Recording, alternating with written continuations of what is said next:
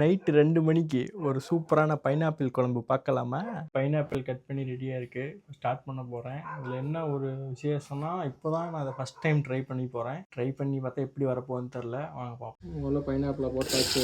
கூட 4 சில்லி, கொஞ்சமாக மஞ்சத்தூள், லைட்டாக உப்பு, இப்படியே கொஞ்சமாக தண்ணி ஊற்றி வேக வைக்க போகிறேன். சமைச்சிட்டு இருக்கும் போது தான் ஒரு டவுட்டு, இவ்வளோ வெஜிடபிள்ஸ் இருக்கும்போது ஏன் பைனாப்பிளில் குழம்பு வைக்கலாம்னு கண்டுபிடிச்சிருப்பான்? உங்களுக்கு தெரிஞ்சா கமெண்ட்டில் போட்டுப்போம். நல்லா கொதிச்சிட்டு இருக்கு. இப்போ இதில் ஆட்டி வச்ச தேங்காவை மிக்ஸ் பண்ணுவோம். கடைசியாக தயிர். ஃபைனல் டச்சா அப்படியே தாளிச்சு ஊற்றி இறக்கப்போம். பைனாப்பிள் குழம்பு ரெடி.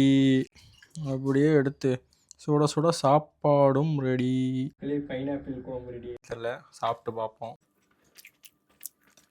இந்த மோர் குழம்புல பைனாப்பிள் டேஸ்ட் வந்தால் எப்படி இருக்கும் அந்த மாதிரி தான் இருக்குது. இருந்தாலும் ஃபஸ்ட் டைம் ட்ரை பண்ணுறதுக்கு ரொம்ப மோசமாக இல்லை, நல்லாவே இருக்கு. இந்த நேரத்தில் யூடியூப்பில் ஒரு கேரளாக்கார அக்கா தான் அந்த வீடியோ போட்டிருந்துச்சு. அந்த அக்காவுக்கு நன்றி. அந்த அக்கா வீடியோவை பார்த்தா நானும் சமைச்சேன்.